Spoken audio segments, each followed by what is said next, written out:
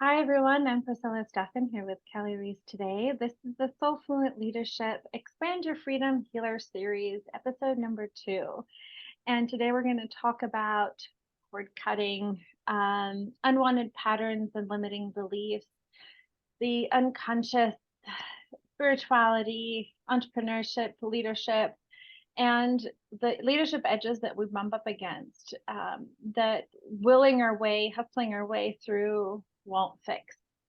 What happens when we need help to see our blind spots and to move through energies that have been genuinely holding us back this lifetime, past lifetime. Today, I'm so excited to introduce to you to Kelli Reese.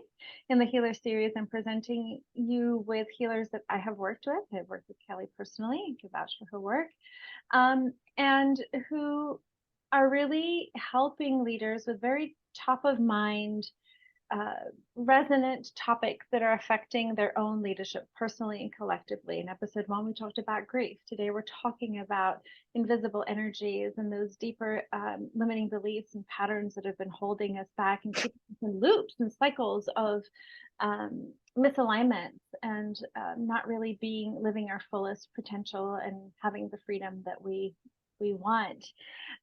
So welcome, Kelli. I'm so glad to chat with you today in this kind of soul seeker, soul led, leadership conversation.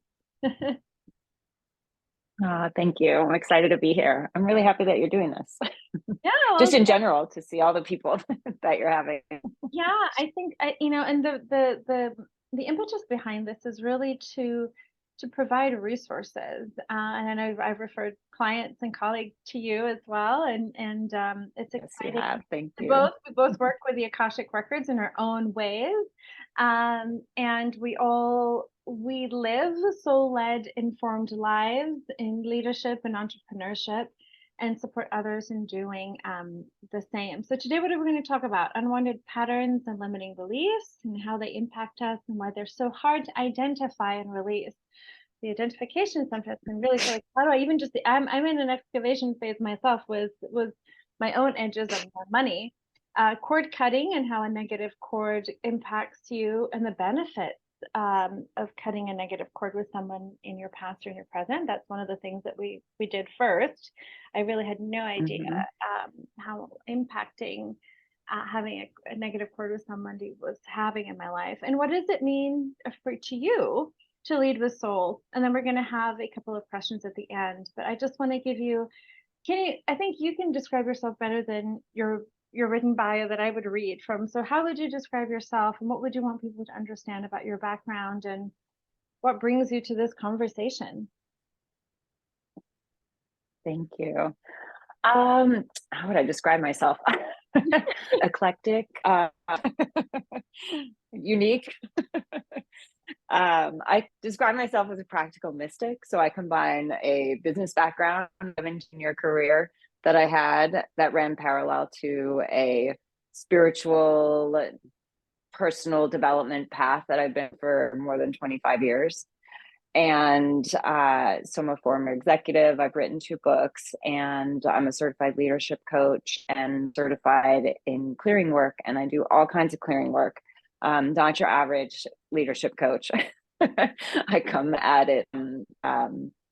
I know how to talk about the business stuff because I ran a $34 million organization at the end when I was leaving my career. I've been doing that.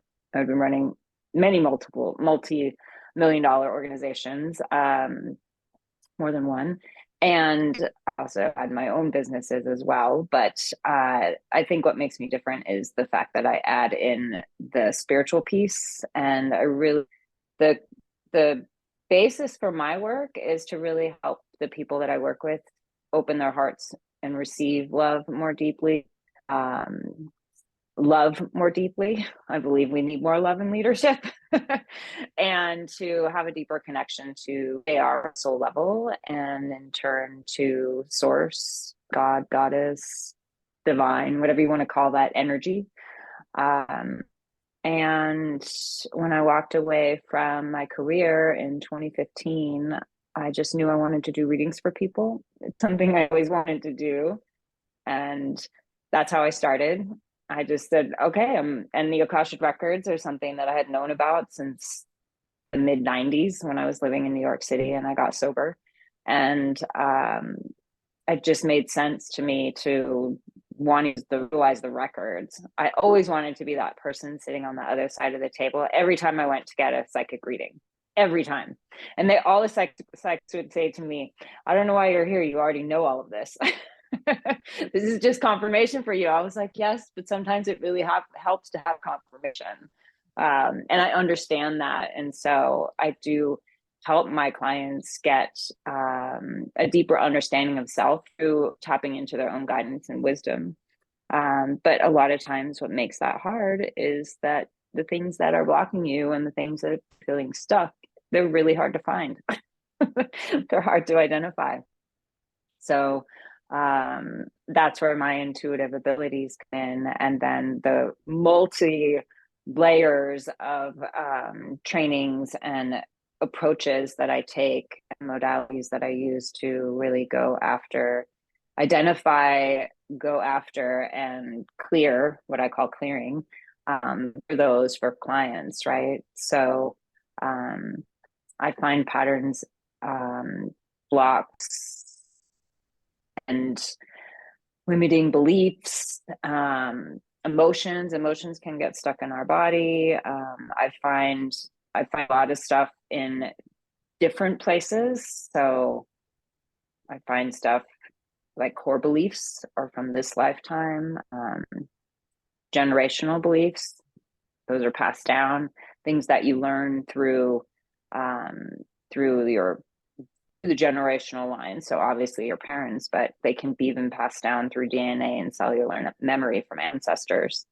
Then we find blocks and things in past lives.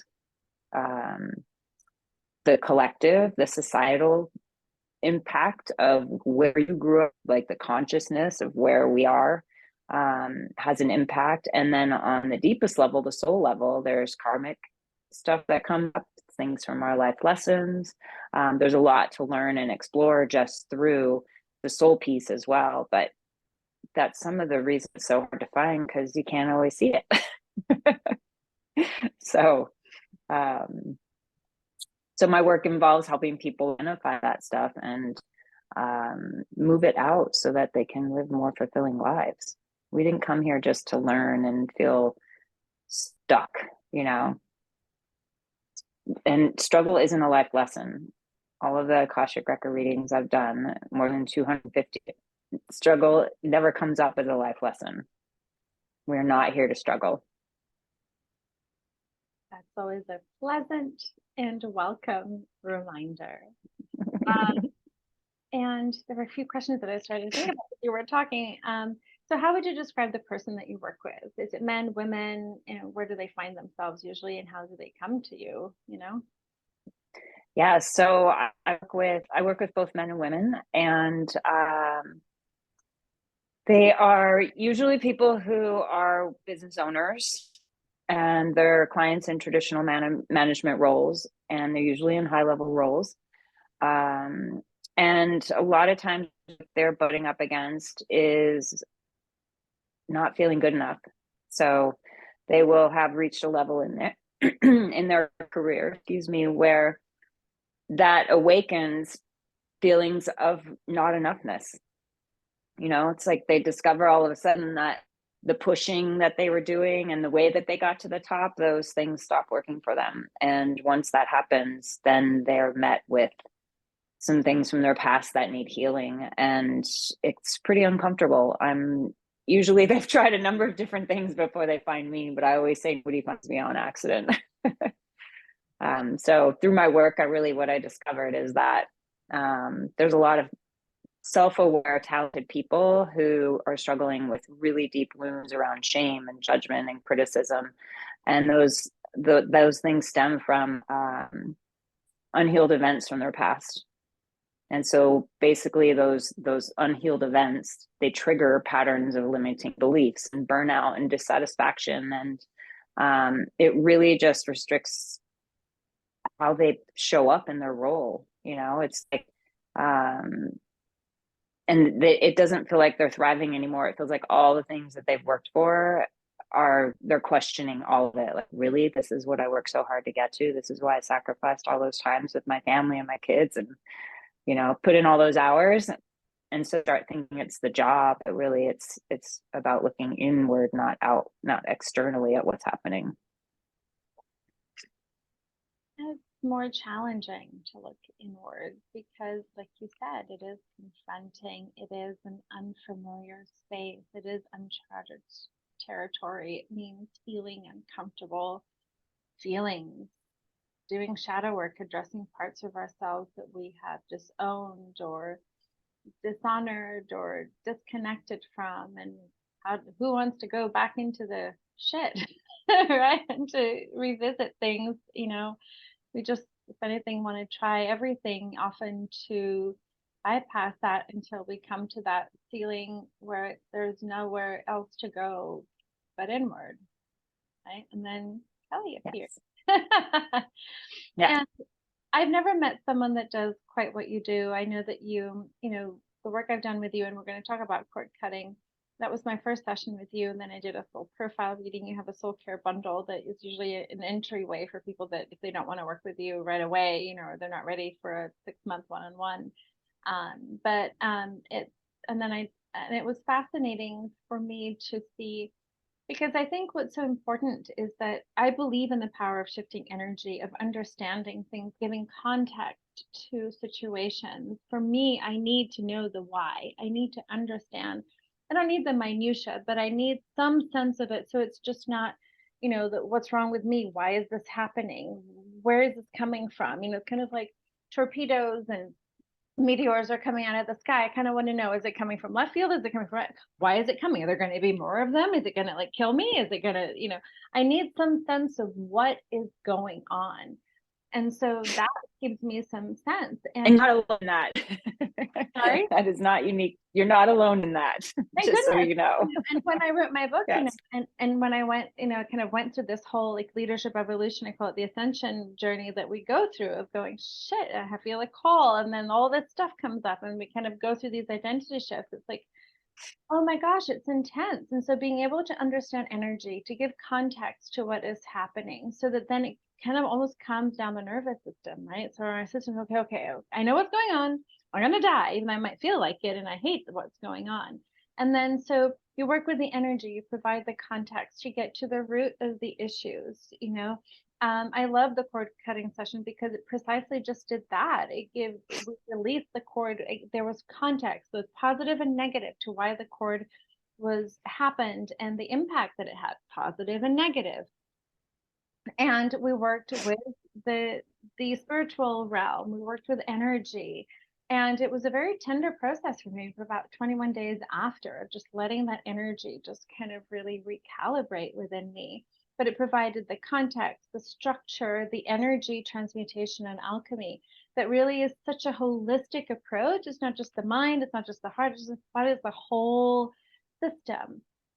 Which I thought was fascinating. And then doing my soul profile reading and understanding my starred seedness and kind of an affirmation of my healing abilities and what the lessons here to learn were just beautiful. And you also do past life regressions and a whole bunch of other more excavating stuff that I'm sure you do. Happy to, if you want to share more about it. And in addition to understanding, having that really practical, grounded sense of business, what it takes to lead oneself, to be visible, to take brave action. And so I'm always looking for somebody that has that spiritual, energetic sensibility, because since everything is energy, not tackling the energy and being able to genuinely get you from one point to the other energetically, then you're kind of just still left, I think, either wondering or piecemealing it. And so that's why I think your work and why I wanted us to talk, because we can get to the root of the issue. We can start to make those shifts. And when you're ready, it happens. And so that's why I'm really glad you accept and you do the work you do. Thank you. So let's talk about, how hard it is to the impact that unwanted patterns and limiting beliefs have. You mentioned it a little bit, but also why they're so hard to identify and to release. Because one thing that I write, anything that we're dealing with, whether it be a traumatic event or let's say a money issue or a relationship issue or a heartbroken issue, there's so many angles at which we can tackle every problem, right? I'm going to use my money situation. You can come from the practical sense. You need systems. You need to understand your money, right? Was there a past life crap that I did with money? Is it a mindset issue with money? Do I need to just positively think my way through this? Do I need to, God knows, transmute some energy? And, people say, make money your lover. I'm like, I don't want to make money my lover if I'm pissed as shit with it. So there's so many ways that we can tackle any given issue. How do you help people identify and release the stuff and understand, like really pinpoint instead of swirling around trying to figure out, do I come up from this angle and this angle, but it's not really helping and I'm overwhelmed? How can you guide people back to, let's get to the core of the issue and let's move through it? Such a good question. So all those things that you mentioned are very important, but my own falling down and getting back up again and falling down and getting back up again, the mess of mess that is your own personal growth, I understood that I couldn't do the affirmations and the vision board and the manifesting and all the things that I wanted to call in. None of those things worked for me until I cleared out the stuff that was in the way. So until that happened, I felt really broken because people were like, it's so simple. Say these affirmations for, every morning and before you go to bed. And the more I said the affirmations, the more it didn't happen, the more I was like, something's wrong with me. Then that became part of my identity, right? And so because of, and this is how so many people end up doing what they're doing, but because of my struggles and the desire for it to be way faster than it felt like it was, because it felt so god awful slow to just like chip away and try to figure it out. I kept telling my guides, I kept telling the source, the universe, whatever you want to call it, I was like, this has to be faster. You have to show me how to do this faster so that I can help people do this, because we really don't have a lot of time. We need people to be on it and doing the things they came here to be doing right now. We all came here, the people I do readings for, the people I work with, we came here for a specific reason, and it's this time right now. Exactly what's happening here. Many of the people I do readings for have been rebels in past life. There's a lot of different characteristics that you take on, roles that you take on in past lives, and one of them is the rebel. There's quite a few, but I get a lot of past life rebel people who have stood up, said what needed to be said, needed to be done, were sometimes crucified for it, killed for it, and they carry some wounding into this lifetime. But the rebel people, the people who are like, I see what's going on here and I know how to help, but I'm scared to be seen. I'm scared I have issues with money and, all these things that come up, those things, we can get those out of there. We can clear those so that you can do the things that you came here to do. And because I wanted it faster, I did a lot of study and I worked with a lot of different people over the years to really dial in the way that I go about excavating. and it's different. You said you never met anybody who does what I do, and I haven't either. And I did that because of the fact that I learned how to help myself, and through that I've learned how to help other people. So you asked about patterns. Patterns are outside of us, right? We can identify them, we can clear them, but they're just things that we repeat over and over and over again, right? It's something that it's something that you experience again and again, and it can be frustrating. It's like, why do I keep making this choice, right? it's like you choosing unavailable partners. That's a pattern. Not charging what you're worth is a pattern. Um, you're not flawed. You're not broken. It's not permanent. It can be changed, right? It's not who you are. It's not your personality, even. It's just a pattern. And I feel like when I can help clients understand that it's just a thing and we can see it, we can see the form of it, you know exactly what it is. And then we just need to go in and take the pieces out. I think of it like a pie, take the pieces out so that the pattern kind of dissipates, right? It stops controlling you. It stops being the thing, the factor in your life that you keep identifying with, right?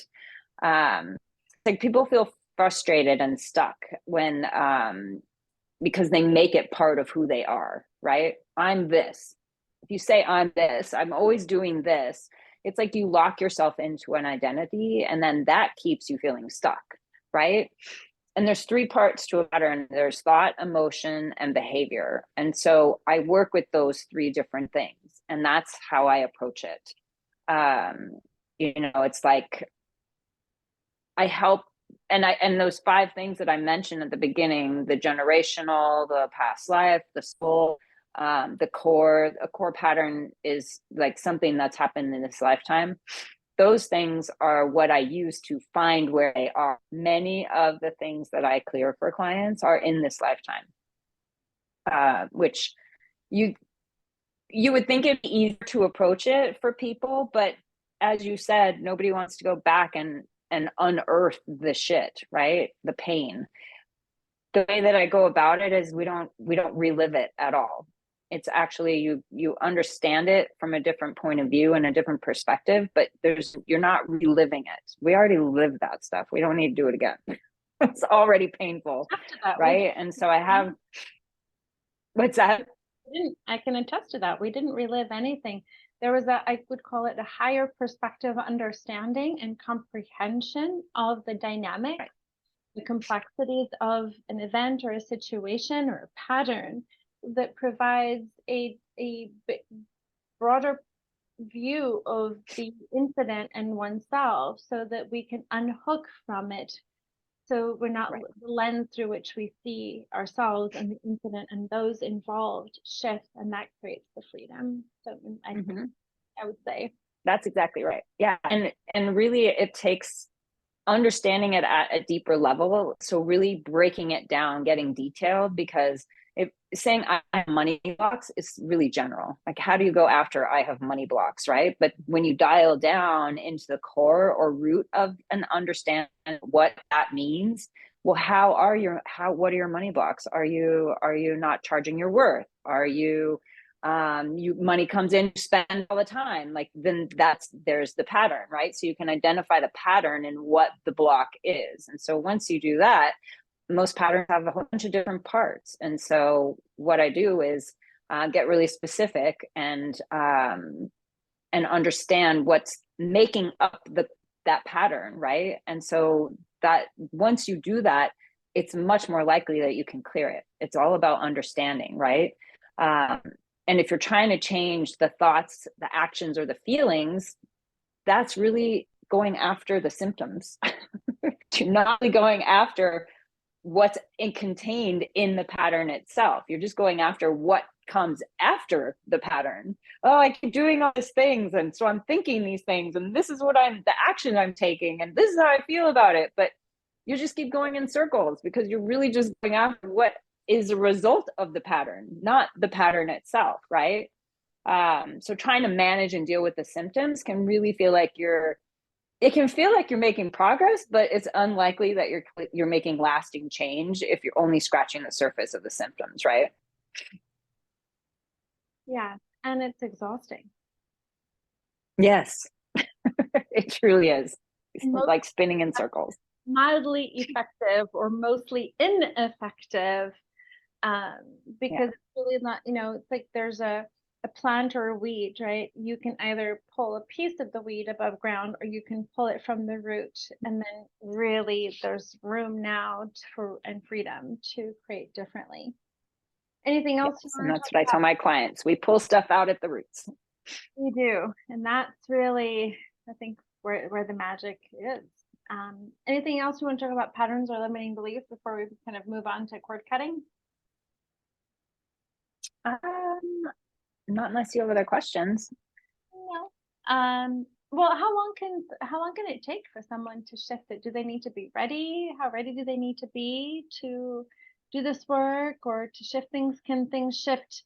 Because I know we all love the speed, especially if you've been spinning around. Like how quickly can it happen? What is it? I've seen patterns clear in a week. I've seen it take 3 weeks, seen it take 6 weeks. Right now I'm doing, which I don't think you know this yet, I'm doing a 10-week like deep dive. And so just experimenting with the faster piece of getting there faster for people. And so I'm seeing things shift pretty quickly just in that work that I'm doing right now. That's good news to hear, right? It just depends. We don't know what makes up the plate of the pattern itself, right? But as you take things out, things start to shift. And so I know for my clients, after one day of working together, one session, they start to feel better, many of them. Because it's like a light goes on, like, oh my God, no wonder. Sometimes you can feel like you're spinning and you're really going in a spiral, you're going up. But that's different than I'm spinning my wheels and I'm not getting anywhere, right? Yeah, absolutely. So change is possible, and it doesn't have to take years. It doesn't even have to take months. And it doesn't have to be all that painful. No. That's liberating unto itself. Yeah. No, and you don't have to like rewrite your story or rewrite your beliefs. We just remove the unhelpful limiting beliefs. Yep. Which I love. So let's talk about cord cutting. I'd heard about cord cutting, being a mystic like you. But I was like, I'm such a skeptical mystic. I'm very like, show me. Which only amazes me why I do the work I do, because I'm like, what? Which can also mean that if I believe in something, you better believe that I believe it, wholeheartedly at that point. I just don't take. You have tested. I like to test. Yeah. So I did a cord cutting session with you in November, I believe it was, of 2022. And it was a very potent healing session that I found really, really was about calling back all my power, right? Calling it all back, and understanding the circumstances of the event that had led to that disconnection of power. So I didn't really believe cord cutting was just like, really, like, my question was, is there really a cord? Does the cord cutting is there really something to cut? Does it really change anything? So yeah, I was like, what the hell does that mean? Is there an invisible cord in the ether somewhere? Anyway, so people's hearing that's fine. But I think I didn't even realize the structure that you had for the session until we went into it, which I really appreciated. Because the sense of, yes, and we're cleared and it's good. I'm like, okay, and I'm gonna just believe you, right? Okay. And sometimes that's not enough. Like, my brain needs to be able to people don't, they don't care. I do.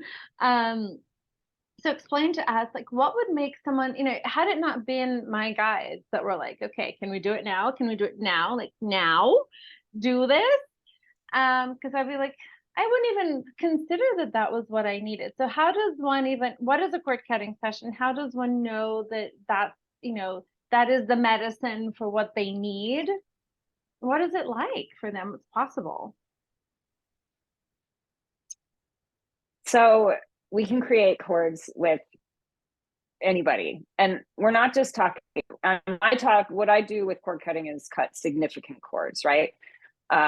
Significant cords can be created with your spouse, with siblings, parents, children, difficult employees, bosses, friends, coworkers, lovers, you name it.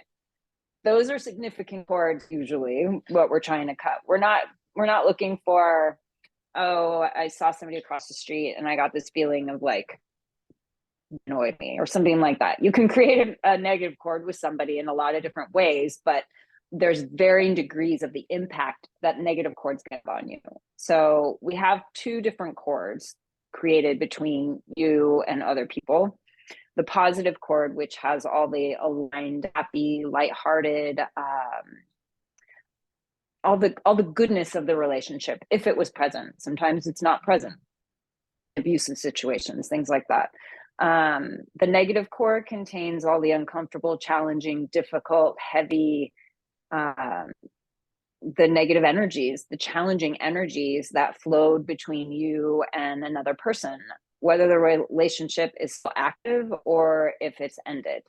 And so when you cut the negative cord, it really helps you shift and limit the impact that those negative energies continue to have on you. And the patterns of the relationship, that pattern of the relationship had on you as well.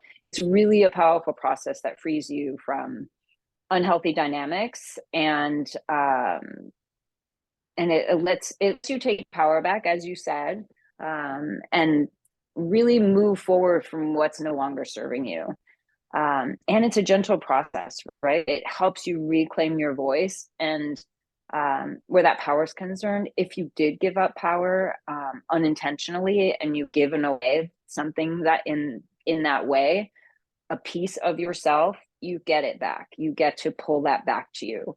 The way that I was trained to do cord cutting is it's really impactful and it's permanent. And a lot of what I understand now about, here's an invitation to do a cord cutting, I'm going to do some cord cutting. A lot of times what we're really just cutting are psychic ties. And that's not cutting the negative cord. And we can't cut the positive cord. The positive cord is always there. They're called soul ties. So we don't cut the positive cord, but we can cut and remove the impact of the negative cord.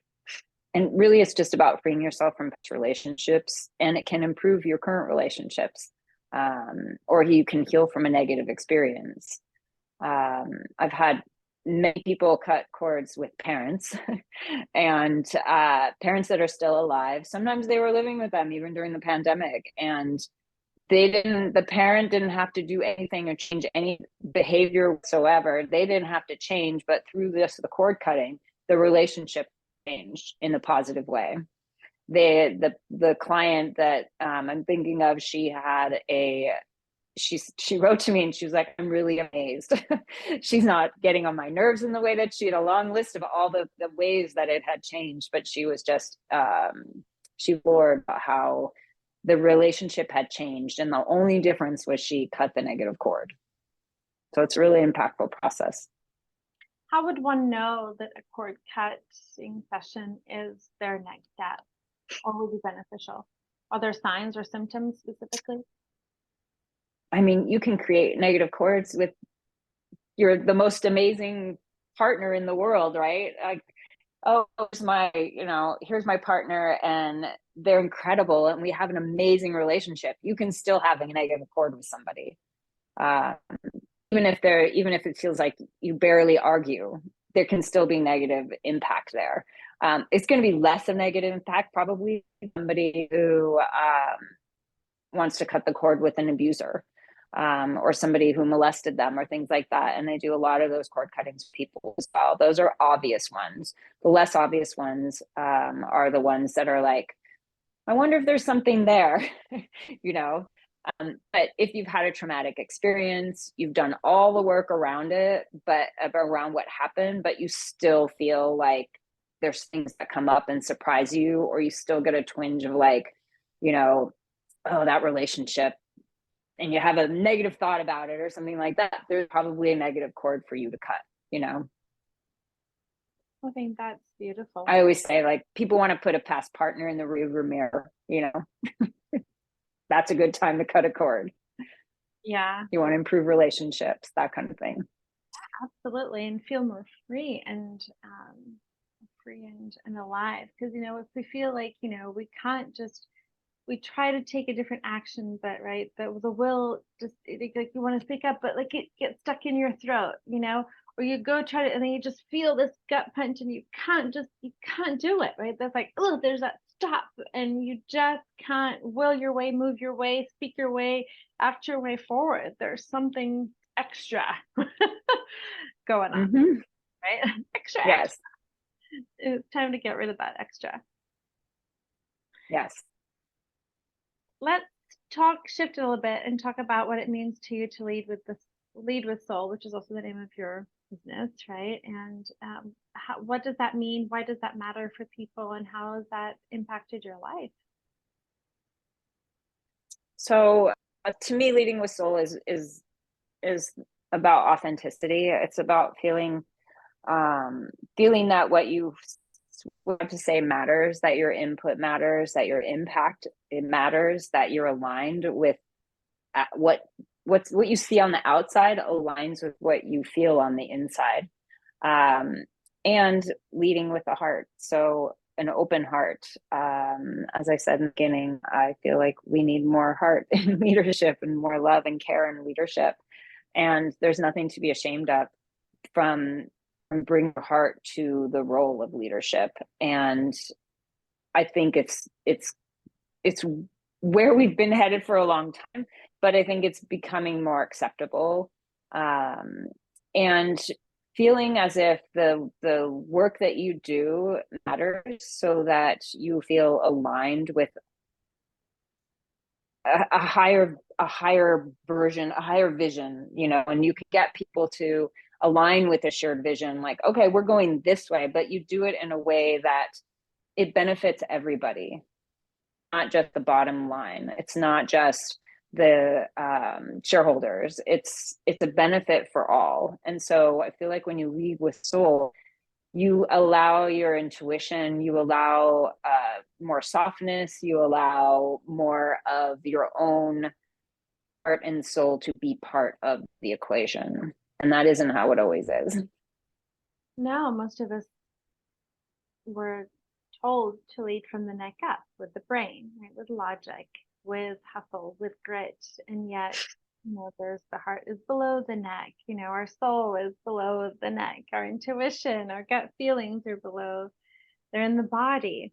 And they're incredible sources of infinite intelligence and wisdom, including the body itself, to support us in making more informed, authentic choices that bring all of us to the table, and in turn allow us to create what I call the win-win-wins, or the 360 wins, right? Where all benefit: people, the planet, the profit, the customers, the clients, and creates that ripple effect, some of which we see, and much I would imagine we don't even get to fully capture or understand, or to fully embrace or know about, but it's there because that's informed by soul.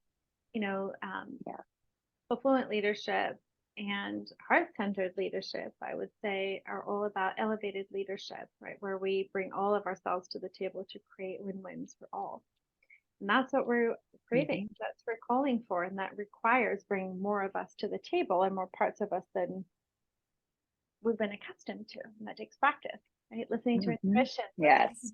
feeling, following those nudges, keeping the nose as nose, and having brave conversations to go and say yes when we get the yes, when we don't know what's going on. Yeah. And embracing the void. I know you wrote a book about the void, and I think a lot of leadership is about, even spirituality, it's about uncharted territory. It's about embracing the unknown, and that, oh crap.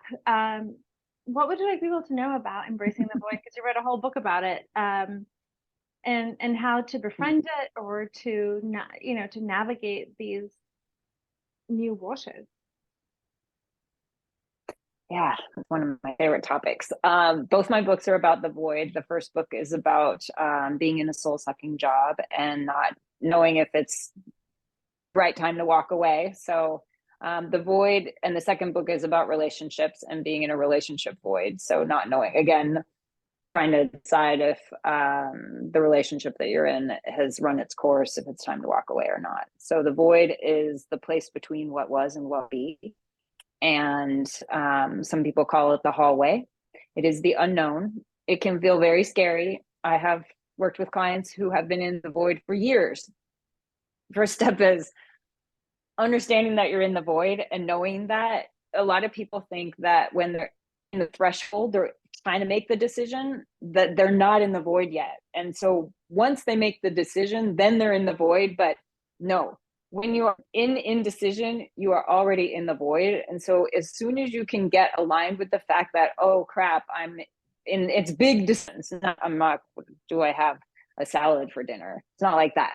It's the big decisions in life, right? It's the should I walk away this relationship, this job, this town, those decisions. When you are in the threshold, you're trying to decide, you are already in the void. And knowing that is like 70% of the challenge. A lot of people are trying to avoid being in the void because it feels so freaking uncomfortable, right?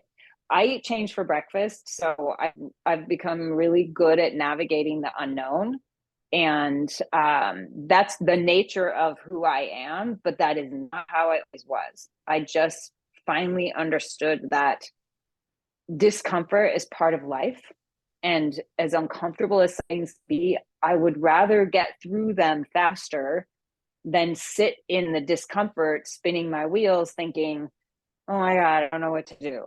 Right. And so when you're in the void, I always equate it to, there's a light switch. You can actually flip on the switch and go, oh, it's not so dark in here. Okay. But you kind of have to make friends with the fact that you're in a really indecisive, uncomfortable place, and it's okay. It's okay to feel uncomfortable. We're all a mess. Nobody knows what the fuck they're doing. We're all a mess. At some point in our lives, we all feel like a total mess. It feels like you're falling up the stairs backwards, or you're running on a treadmill backwards with a blindfold, right? We all have these times. And the more that we can normalize, even in our successes, all the crazy shit that took to get there and how uncomfortable it was, the better off we'll all be, because nobody has it going on 24/7 all the time, 365 days out of the year. If you talk to an entrepreneur or somebody who is successful and they tell you, oh yeah, it was a piece of cake getting here, they're full of shit. They're totally full of shit. Everybody has challenges. For sure. And that's what makes us stronger, more confident, more embodied, wiser. And I had an interesting aha moment here. The verb to avoid, a void, is the absence of being in the void, which is to me, like the running away from the discomfort of I being love in it. the void. I just had that realization. I wrote it So down. great. Yes. People always want to run backwards, and it's understandable because it's familiar. It's like, oh, I'm gonna go back. And then what I really find too is right before the breakthrough, they've gone through all this stuff, and right before the breakthrough, they're like, oh, I should just give up. I should just stay in this job. I'm just gonna stay. I'm gonna figure it out. I'll make it work. And it's right before they're gonna like crawl into like getting out, opening the door, they turn around. And I tell clients all the time, there's nothing in the rear view mirror. You have to keep going forward once you're there in the void. You might go forward and come out a door into a very different looking experience of the same thing, but it's changed because you've changed, right? Or you might go out the door to something that's completely different, right? That's pretty much where I keep ending up. It's like perpetual. And I've also realized too, we're always in some sort of perpetual void, things are always changing. So nothing stays the same. So we, in a sense, just learning to be comfortable with the ups and downs of life and like the dips is helpful. It's necessary. Keeps us more sane, and then with more space and availability for life and joy and goodness and happiness and presence and spontaneity and Yes. and sparkle. Right. No, Yeah. And it's not bad or good. It just is, right? Yeah, my husband always says, there's a Buddhist saying, little story parable of like there's this guy, and somebody says, oh, my son, fell down and broke his leg. That was a bad thing. And then this person says, be a good thing, be a bad thing. I don't know, and then there was I think part of the story is, and then there's a draft for the war. And because the boy had a broken leg, he didn't get to go to war. You're like, oh, then Mm-hmm. that's a good thing. Maybe it's a good thing. Maybe it's a bad thing. You know, we don't know. How do we flow with life and the ups and downs and all that happens? So I always try to remember that because I think it's so wise. Is it a good thing? Mm-hmm. Maybe it is. Maybe it isn't. What if we just try not to grasp so hard? Right. I'm Yes. sometimes so much easier said than done. So Yes. I want It's true. because of time, I want to shoot you kind of a little lightning round. I have about 5 questions that I'm just going to ask you and just answer them however you'd like. They're about leadership. Okay. So, first question, what's your definition of leadership?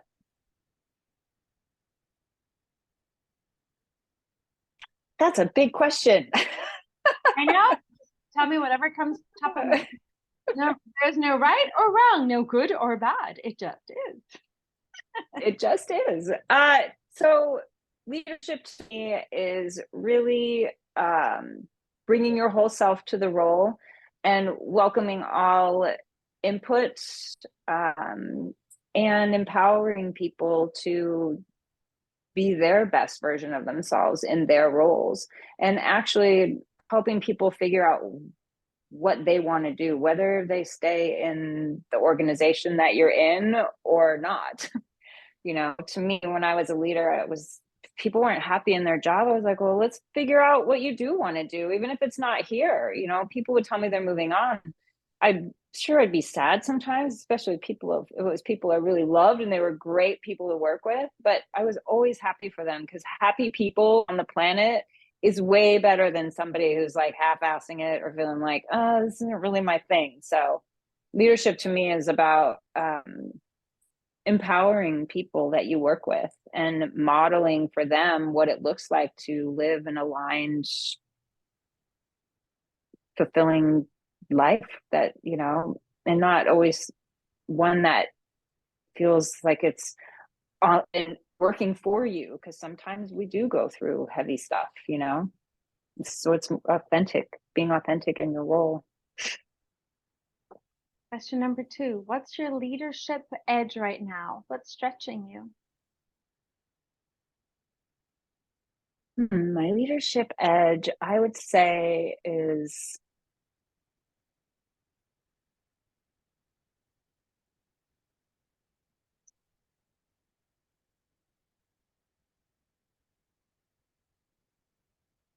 just, it's always been, since I've been an entrepreneur, just knowing that the answers are within me and trusting that I already have the answers. There's nothing more than I need. Question number 3, what's your soul fluent leadership archetype and what do you love about being that archetype? I know what it is, but tell me what it is. No, you know what it is. My soul fluent archetype is the mystic. And I knew that even before I took your quiz.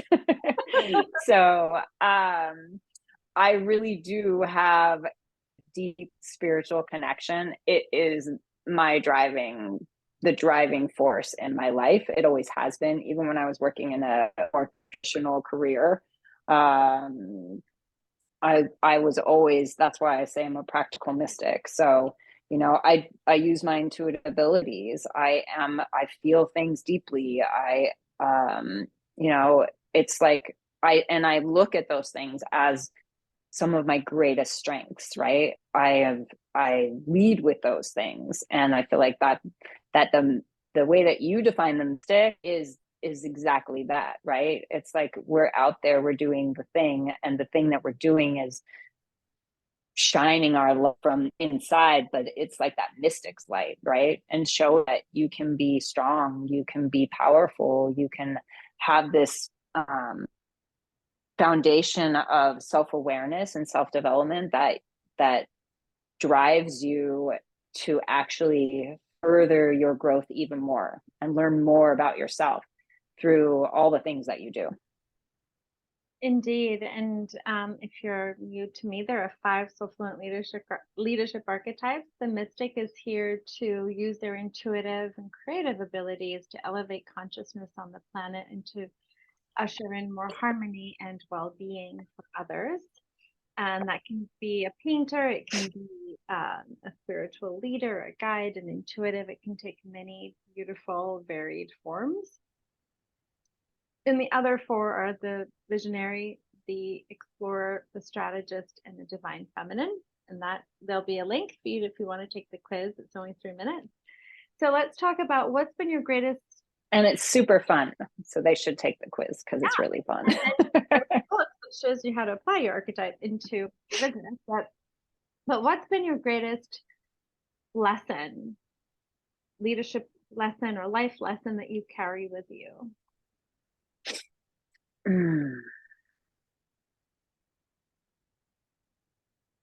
There's a couple things. One is I really try to remember that everybody's fighting an internal battle I know nothing about. So that's the gist of the quote, and it's be kind always. So I try to lead with that. It helps me not get caught up and trip over my own triggers. And I feel like it helps be a better human on the planet in general. And the other thing that I've really learned is that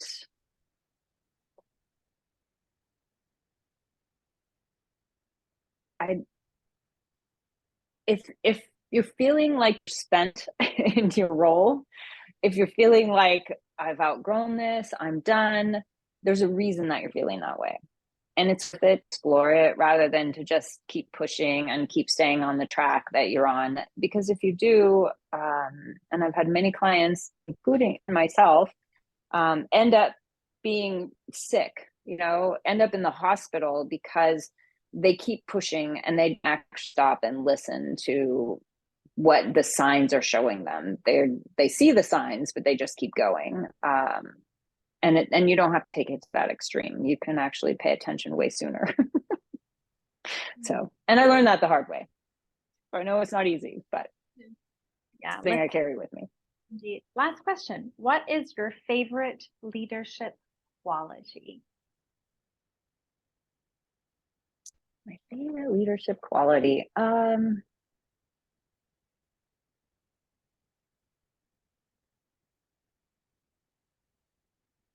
It's a combination of approachability and vulnerability. Oh, I love that. Mine, the two that came to mind were authenticity and deep caring. I love yours. They're really good. Cool. All right. Well, we're right on time, which is a miracle for me. So where can people honestly, so how can people get You're great. we did it. So how can people find out more about you and your deliciousness? So I'm a writer. Obviously, I've written 2 books, so I write a lot. I post a lot on Instagram. Kelli with an I, period, Reese is my Instagram. And I answer my own emails, Kelli@kellireese.com. And my DMs I'm pretty accessible. You can access me pretty easily. And then I have a website. It's kellireese.com, Kelli with an I. And Reese, like the Reese's, REESE.com. Yes. And that will be as we share as well. Any final word of or thought of wisdom to wrap us up today? Thought of wisdom. You know more than you think you do, and you know more about what's best for you. You are the boss of you, and I hope that people can really tune into the fact that they're way more powerful than they give themselves credit for. And braver. Very courageous. Well, thank you so much for being here. I'm excited to share the wisdom that you offered. And if you want to learn more about me, you can go to PriscillaSteffen.com, take the 3-minute quiz on there to discover your soul-fluent leadership archetype. And remember, embrace your magic. Remember how brilliant you are and love your life. Thanks, everyone. Bye.